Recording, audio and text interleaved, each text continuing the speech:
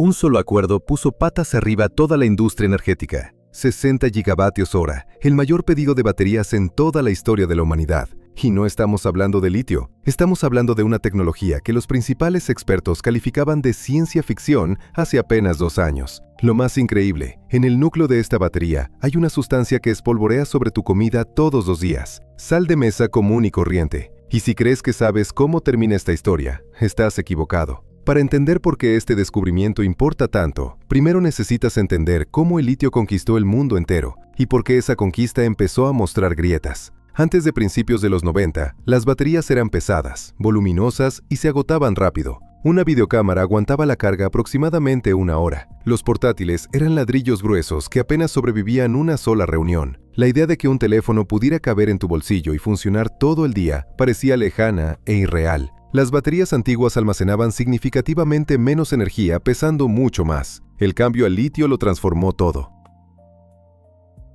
La capacidad de las baterías se disparó drásticamente. Los dispositivos se redujeron. Los smartphones se volvieron inteligentes. Los vehículos eléctricos pasaron de concepto a realidad. Los auriculares inalámbricos, los portátiles ultradelgados, los coches eléctricos en la carretera. Nada de esto existiría sin la química del litio. ¿Por qué funciona tan bien el litio? Por 2 razones. Primera, las partículas de litio son de las más pequeñas y ligeras de todos los elementos utilizados en baterías. Puedes empacar una cantidad enorme de ellas en un espacio muy pequeño. Más partículas significa más energía almacenada por kilogramo.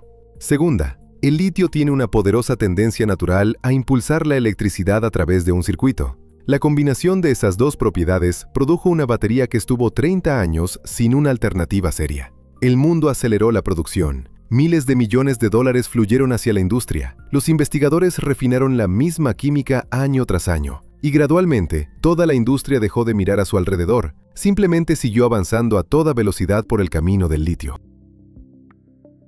Cuando algo funciona tan bien durante tanto tiempo, la gente deja de preguntarse si hay algo mejor. Y es exactamente entonces cuando las grietas empiezan a aparecer.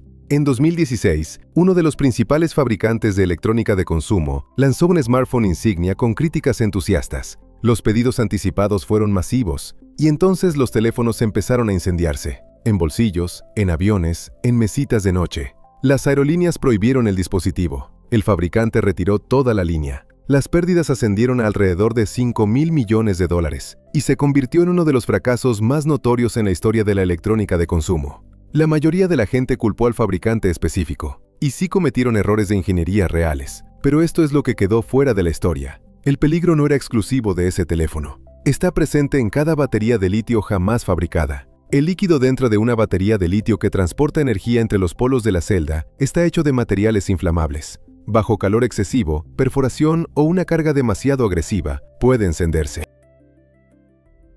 Cuando una celda se incendia, su calor calienta las que están a su lado. Esas se encienden y calienta las siguientes. Se propaga como un dominó dentro de una carcasa sellada. Cada celda activando la siguiente más rápido de lo que cualquier sistema de refrigeración puede responder. Los ingenieros tienen un término técnico para este proceso. El resto lo llama catástrofe.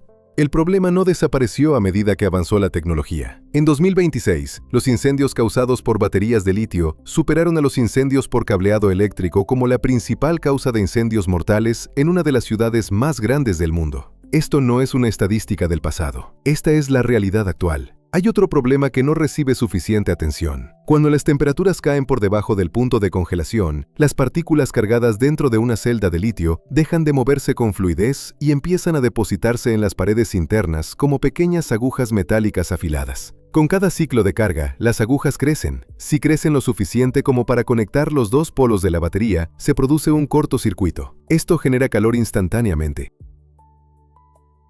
Y el calor dentro de una batería de litio, como ya sabemos, solo se mueve en una dirección. Incluso cuando no llega a un cortocircuito, las pérdidas de rendimiento en climas fríos son enormes. Alrededor del punto de congelación, una batería de litio pierde entre el 20 y el 40% de su autonomía. No por un mal funcionamiento, simplemente porque hace frío afuera. Para el conductor de un vehículo eléctrico en un clima norteño, eso puede significar perder más de 100 kilómetros en una mañana de invierno, exactamente en el momento en que cada kilómetro cuenta. Los ingenieros han documentado estos problemas durante décadas. Construyeron sistemas de gestión térmica más inteligentes, escribieron mejor software, pero la química subyacente nunca cambió. Y entonces llegó un golpe que no tenía nada que ver con la ciencia. Entre 2020 y 2022, el precio de las principales materias primas del litio se multiplicó por 8. No un 8%, sino 8 veces, en solo 2 años. Luego, en 2023, el mercado se revirtió bruscamente y los precios se desplomaron más de un 70% en un solo año. Los cimientos de la energía limpia se habían construido sobre una materia prima que se comportaba como un activo especulativo, impredecible e incontrolable. Para los fabricantes de automóviles y los gobiernos, este fue el momento en que las grietas ya no podían ignorarse. Y la respuesta había estado en un artículo de investigación publicado allá por el año 2000. Mucho antes de que el litio se convirtiera en el centro de atención, los científicos de los años 60 estudiaban un elemento diferente como el futuro de las baterías: el sodio.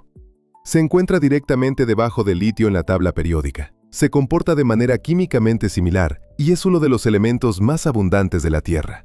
Literalmente se encuentra en la sal de mesa. Puedes encontrarlo en los océanos, en el suelo y en prácticamente cualquier cocina del planeta.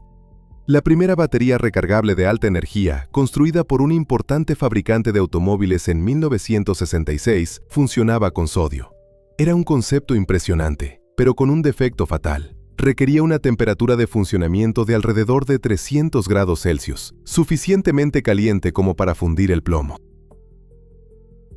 Una brillante demostración científica, pero no algo que pudieras poner en un coche familiar.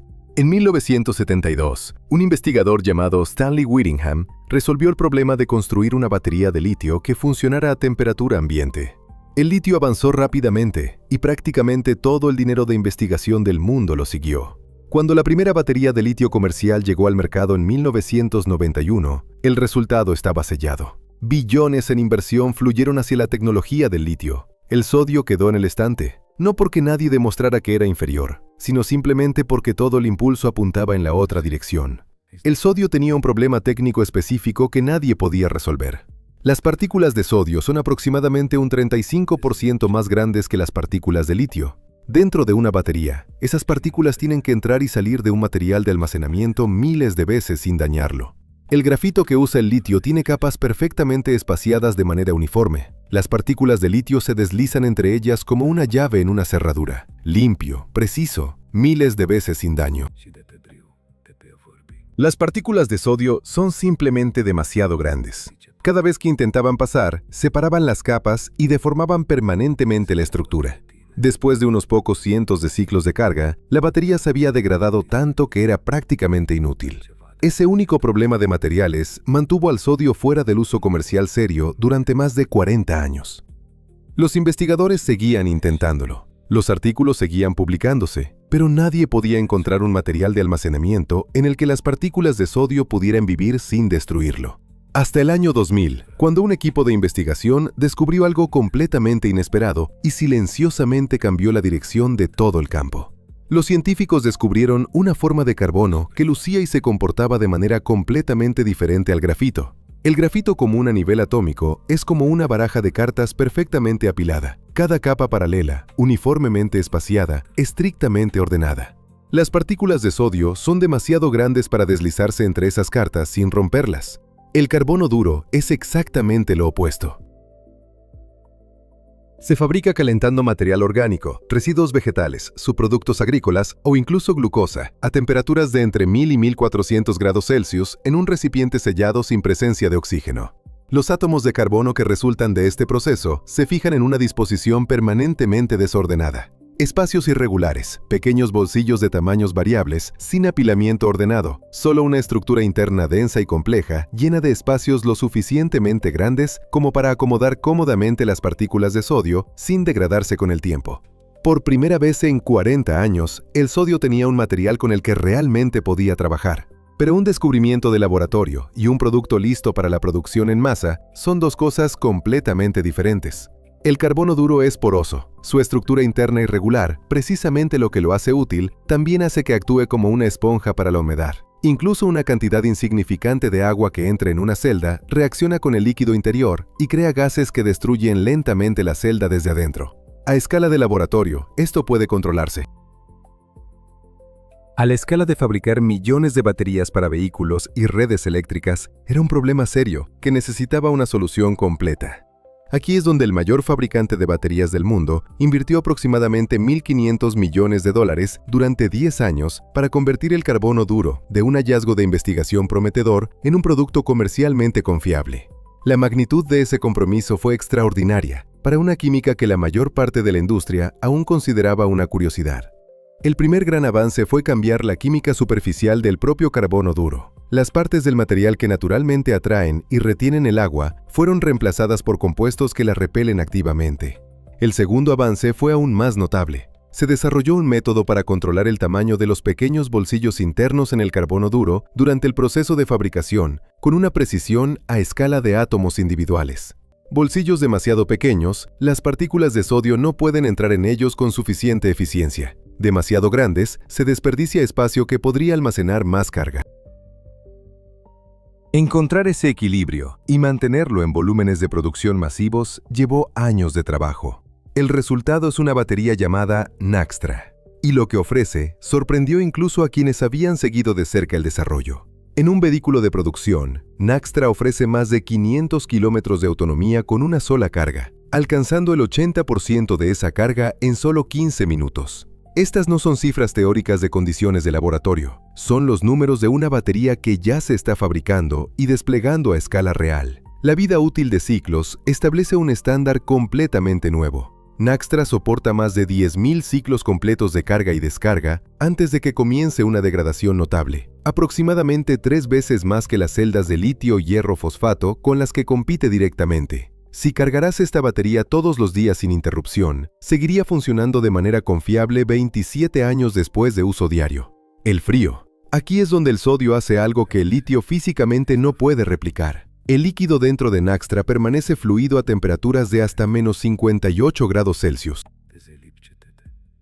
A menos 40, la batería retiene el 90% de su capacidad total. Una batería de litio a la misma temperatura apenas funciona, perdiendo un tercio más de su autonomía simplemente por el frío exterior. Para los propietarios de vehículos eléctricos en climas norteños, esto no es una mejora menor. Es la diferencia entre un coche que funciona todo el invierno y un coche que te falla exactamente cuando más lo necesitas. Ahora, el precio. Y este puede ser el número que lo cambia todo. Las celdas de sodio-ion se producen a aproximadamente $19 por kilovatio hora. Las celdas de litio-ion típicamente cuestan entre $55 y $70 por kilovatio hora. Esa no es una brecha pequeña. Es una estructura de costos fundamentalmente diferente. Y a diferencia del litio, el sodio no está concentrado en un puñado de países. Ningún gobierno controla el suministro. Ninguna escasez repentina puede multiplicar los precios de la noche a la mañana. Para los fabricantes de automóviles y los gobiernos, esa estabilidad vale tanto como el precio más bajo en sí mismo. Pero, ¿significa esto el fin del litio? La respuesta honesta es más interesante que un simple sí o no. Las baterías de sodio-ion tienen una limitación de la que probablemente nunca escaparán del todo. Se reduce a la física. Debido a que las partículas de sodio son más pesadas y grandes que las partículas de litio, hay un límite en cuánta energía puede empacarse en un peso determinado. Para la aviación eléctrica, donde cada gramo adicional afecta directamente la autonomía y la carga útil, esta limitación es crítica. En la electrónica de consumo, donde una batería tiene que caber dentro de un dispositivo con un espacio mínimo libre, el litio casi con certeza seguirá siendo dominante durante muchos años. Hacia donde se está moviendo realmente la industria no es una historia de una química venciendo a otra. Es una asociación de dos químicas, cada una aplicada donde genuinamente supera a la otra. Ya se ha creado un paquete de baterías para un vehículo eléctrico dividido en dos zonas, una de sodio, una de litio, gestionado en tiempo real por software. Cuando hace frío afuera y las celdas de litio tienen dificultades para entregar plena potencia, la zona de sodio asume la carga. En una larga ruta de autopista donde la máxima autonomía es la prioridad, el litio toma la delantera. Ninguna química se lleva más allá de sus fortalezas. Ambas se usan exactamente donde son mejores, y el vehículo ofrece resultados que ninguna química podría lograr por sí sola.